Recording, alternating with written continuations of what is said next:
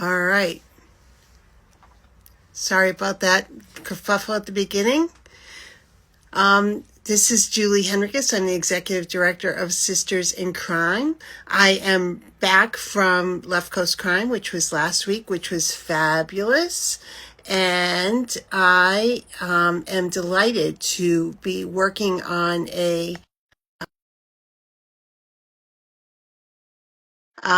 we are going to be talking about something we talked about in conferences and we talk about off camera a lot, but I think it's an important thing to talk about on camera.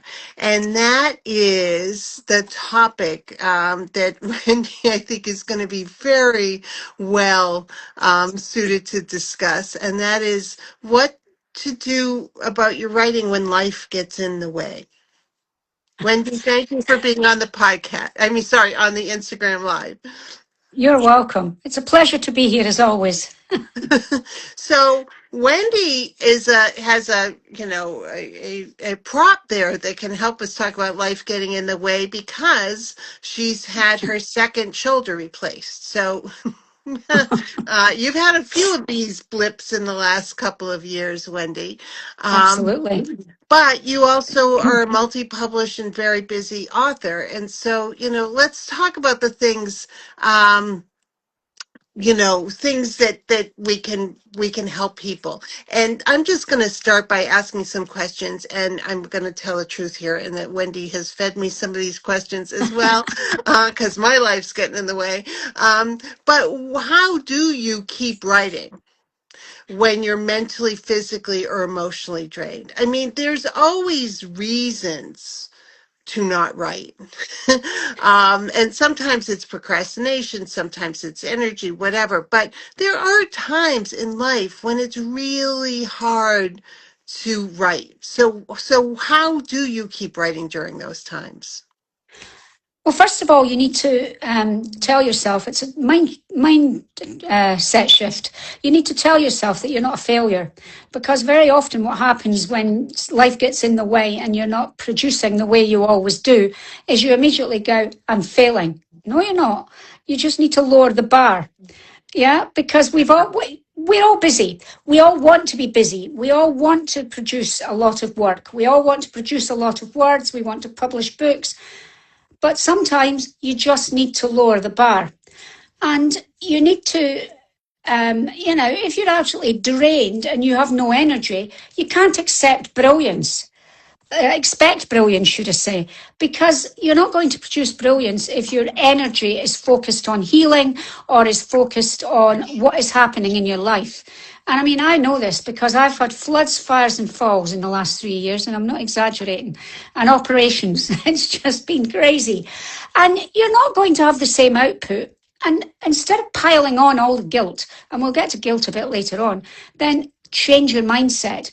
So when you're drained, you need to lower the bar, stop expecting brilliance, and look at what kind of writing might fit your energy. Now, it might be that you want to journal, yeah? Or it might be that you want to dictate instead of writing, which I'm doing a lot of at the moment because it's hard to type one-handed. I'm in awe of anybody that does that permanently because they're doing a grand job. If it's emotional issues you're going through, journal, write it down. That will help you as well. Or you can free write if you're physically tired, mentally tired, should I say. Because just match your writing to the energy at that stage of your life. I love that. Match your writing to the energy at that stage of your life. That's a gift for people to hear, and also getting rid of the guilt is such an important part of this journey. We are going to talk about that later, but let's talk about what do you do when these life interruptions break your writing momentum? So you may be 3/4 of the way through a draft. You may be in the zone, and then life gets in the way. What do you do then? Well, the first thing you have to do is expect them. I mean, I definitely expect them after 3 years of the chaos I've had. But life will happen. Whatever you do, whoever you are, life happens and something will go awry. So you need to expect it. And that way you can put in processes to help you when it does happen. And again, that's a change of mind shift. The whole thing is a change of mind shift. And you need to look at your manuscript as something you can return to rather than just something you've got to work on 24/7, 7 days a week. You know, you can go back to it. Your life being interrupted at that point is not going to be the end of your writing career. We often feel we do because we get so tied up. Our identity gets tied up in our writing, but we have so much more than our writing as well. And your writing will be waiting for you. It's not going anywhere. So there are things you can do when you get back to it. Read the last page again. Sometimes if you've been interrupted for months for whatever reason, you might need to reread what you've done already and get back into it. You can leave yourself a note when you're interrupted, even if you've got time to write a small note going, this is where I wanted to go next. Then you've got that there. It doesn't mean that you've got to write an entire book, but you have got something to carry on with. It's putting steps in place so that on your return, you're actually able to return with a clean conscience, knowing where you're going, and can start again. I love that. And that could include research or doing something that isn't the creative work of writing, but that just keeps your mind engaged. Absolutely. So, all right, let's talk about guilt. One of my favorite. This can either be for not writing enough or for writing instead of handling life responsibilities, right? I mean, there's only so much time every day, and during difficult times, no matter what, you're going to feel guilty about something. Oh, I think writers are the masters of guilt.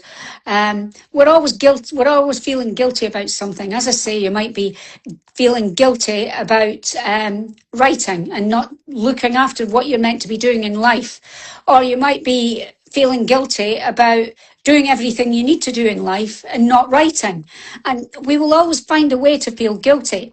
And it doesn't matter who you are and what your responsibilities are. You also have to incorporate life into your writing, because if the fridge is empty and the cupboards are bare, you need to eat. So somehow or other, you're going to have to interrupt yourself to go and get fed. And it's realizing that there is a balance somewhere. Now, sometimes the balance might be top heavy one way or the other. And this is what happens when life interrupts. The balance just shifts. And accepting that balance has shifted is important. So sometimes the balance, if a deadline is coming up, your balance is shifted towards the writing. And then some tragedy comes along, a relative gets ill, or, there's a death in the family, or you have an injury, your house goes on fire, it floods, whatever. Something, I know most people have not got anything that dramatic, certainly not one after the other, but life does happen, and you need to incorporate it into your writing, because you can't just shove it to one side. And so when you accept, again, all of this is a mindset shift. It's all about looking at different variations of balance. One would love to say it's 50-50, but it never is, ever. There's always going to be one of them calling your name more loudly. And you need to listen to what is calling your name more loudly. But a lot of your guilt actually comes from unrealistic expectations, because we all expect to be Superman or woman, and we all expect to be able to do everything perfectly all of the time. Now, you might be able to do everything perfectly for, a couple of days. That's not sustainable. So again, is changing your mindset. So some things you can do. You can choose what you're going to do intentionally in each session you do, even if that session's only 15 minutes. And you can do 15 minutes. You don't have to be doing an 8-hour stint. If you do 15 minutes, have a break, have a rest, then another 15 minutes, choose intentionally what you're going to do in that session. And then you'll know where you're going. So that 15-minute session will be much more productive, which eases the guilt. Yeah. So you can be fully present in what you're choosing to do, whatever that might be. If that's do the shopping, be fully present in it, because you'll do it so much more quickly, if you actually do it and you pay attention to it, and then you can get back to your writing again. If that's, writing, be fully intentional in what you're doing, be fully present and be there, because the guilt will ease if you feel that you're using what little time you do have well and properly. I use the word I can only do it with one hand though, properly. My other hand's out of sync. So again, it's accepting that you do have limitations and working around them. So, a lot of people would say, oh, I'm not going on Instagram and doing an Instagram live because I'm not perfect at the moment. So, nothing needs to be perfect. Nobody ever says in life everything needs to be perfect 100% of the time. And you need to stop apologizing to yourself for doing whatever it is you're doing. So if you're writing and you're ignoring life, stop apologizing to yourself. You don't need to apologize. It's not upsetting anyone else. Now, I live on my own, so whatever I do is actually just hurting me. But with all due respect, unless you've got tiny babies that you really do need to look after, most people can look after themselves for a little while, and they can chip in and help. So it's using it all. And don't tell yourself that you're being selfish, because that's one of the things that we do a lot. We tell ourselves that we're being selfish because we're looking after our writing and not our life, or we're looking after our life and not our writing. That's a lot of Tommy rot, to be fair. That's a very British saying, sorry. It's an excellent saying. Yeah, it's a load of Tommy rot. You don't need to, you don't need to feel guilty about any of that. It's all necessary. And you decide in every minute of every day what priority you're going to give to each part of it. But we're so used to being, healthy and not having life interruptions that we feel we should be giving 8 hours a day to our writing or 10 hours a day to our writing. You don't. It's actually changing your mindset. All of this is a mindset shift. It's nothing, it's not rocket science, as they say.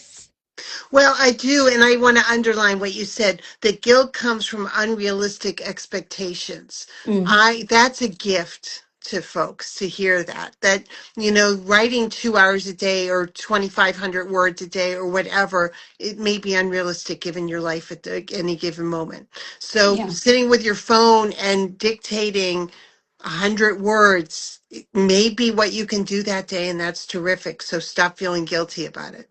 Absolutely, yeah. And I mean, you can dictate words wherever you are, even in a doctor's surgery. You might get some funny looks, but especially if you're writing about crime, you get a lot of funny looks.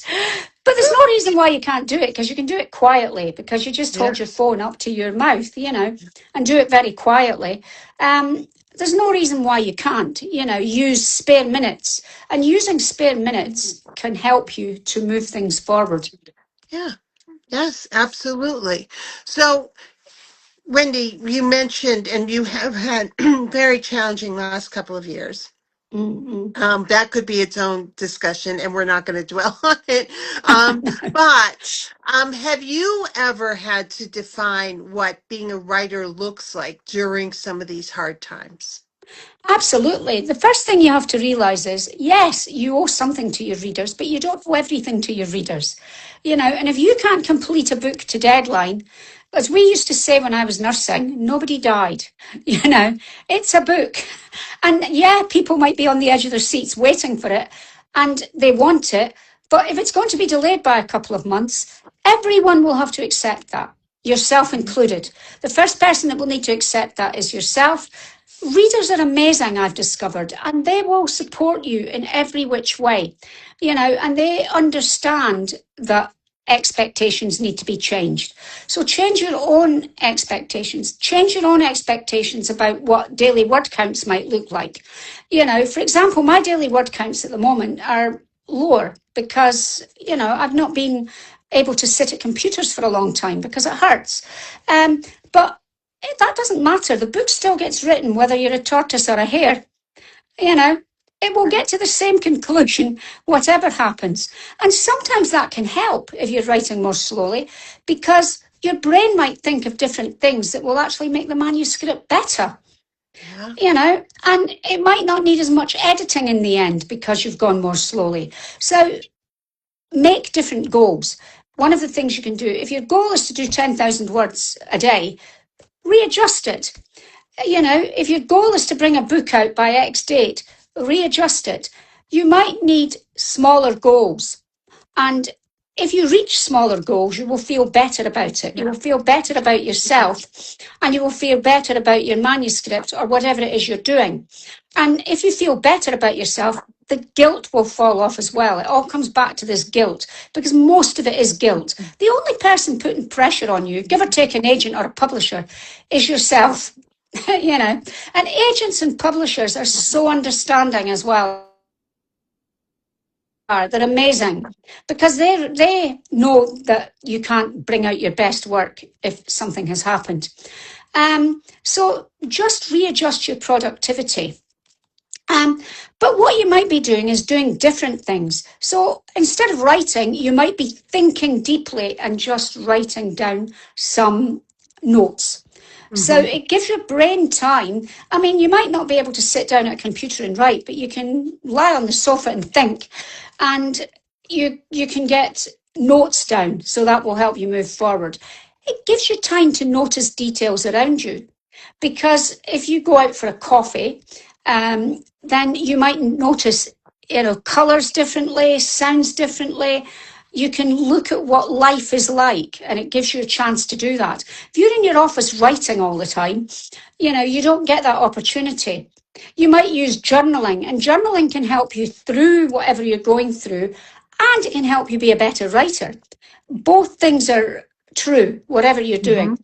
And just write what you can write. And don't push yourself through it, because remember, you can't push yourself through it, because if you are busy rehabilitating, you want to push yourself through things, yeah? But don't push yourself through it to the stage that you become physically ill or mentally ill. And that's just not worth it. Nothing is worth your health. And you need to realize that what you're doing is you're still a writer, you're just writing in a different way.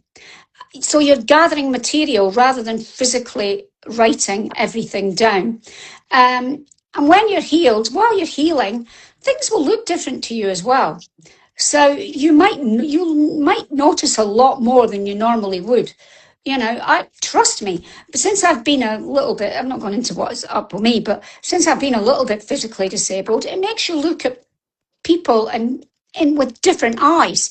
What are they going through? Because nobody knows what anybody is going through. When I take this sling off, I look normal, but that won't be the end of it. So what are people actually going through? It can make your characters better characters, because you can take them through different things. And listen, my mantra is, if all else fails, put it in a manuscript. But break your character's arm and you can write all about it.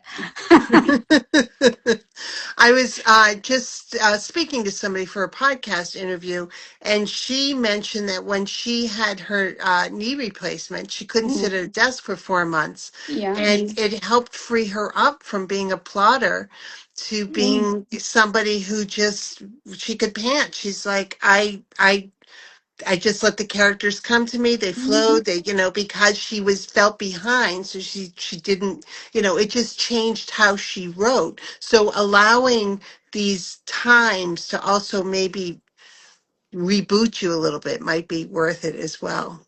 Absolutely, that's a great one, and this is why I love chats like this, because it's, everybody brings something to the table that will help everyone, and I think that's great. Yeah. So, as we're going on our 5, and Wendy, so just a reminder, this is Wendy H. Jones. She is a very prolific writer. She lives in Scotland, in case you didn't pick up on the accent. But she's also a member of the Sisters in Crime Worldwide Board. She's one of the membership liaisons, along with Yasmin Ongo. So we appreciate the service that she does to this organization, and to the writing community in general. So we're going to include this in the service. So what practical strategies have helped you keep writing when life feels chaotic?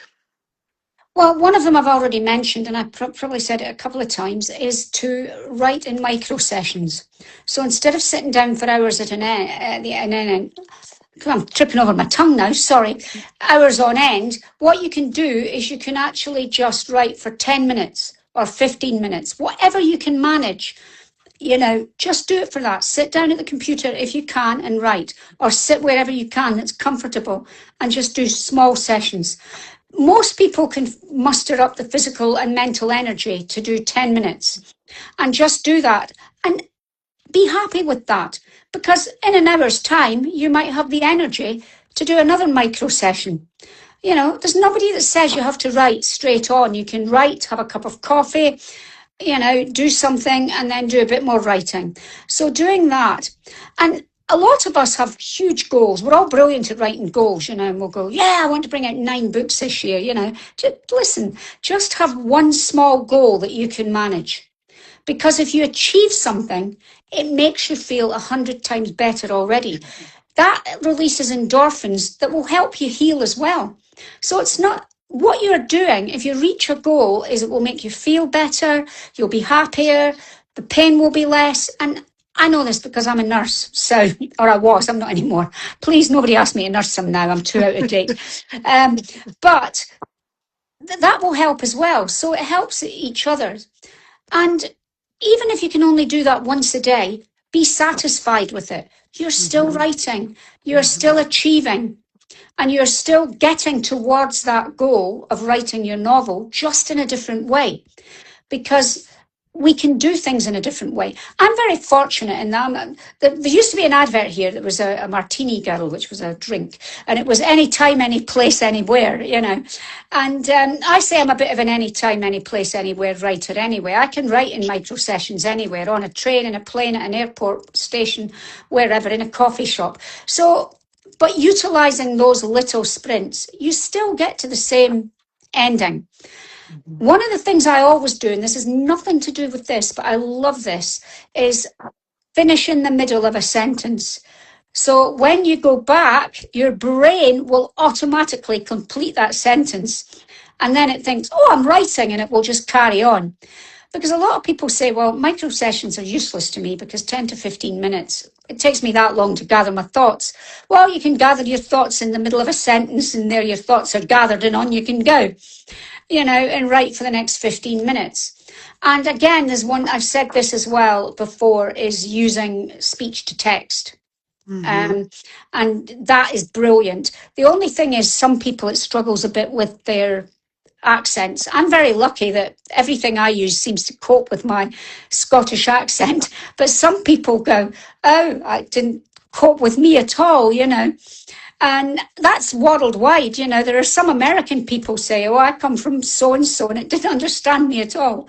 But you just have to go back and edit. But we have to go back and edit anyway, And track your consistency rather than word count, because we all love to track word count, don't we? Yeah. And we're obsessed with it. Well, just change your obsession and track consistency. Oh, I've done 4 micro sessions today. I'm really happy. Oh, I've managed to do 5 today. Again, it's all a change of mindset, and that's what it's all about. And one thing you need to do, this is the biggest strategy, compassion. Have compassion for yourself. Don't beat yourself up. Don't be guilty, but have compassion. Treat yourself the way you treat somebody else. Good one. Right? I like it. Perfect. Because if somebody said to you, my parent just died, or I broke my leg, or you would be nothing but compassionate and making space and supporting. But when it's you in that same circumstance, you don't treat yourself with that same compassion. That's perfect. Brilliant way to summarize it all. Well, this is a wonderful takeaway, and I appreciate you doing this. As I started off earlier, I came back from a conference, and I'm playing catch up, and I'm so thrilled to be able to talk to you, Wendy, and let's get some strategies going for how to keep writing. Well, it's always a pleasure to talk to you, Julie, and I always learn things when I chat to you. So thank you. Thank you. Take care, Wendy. Thank you. Bye.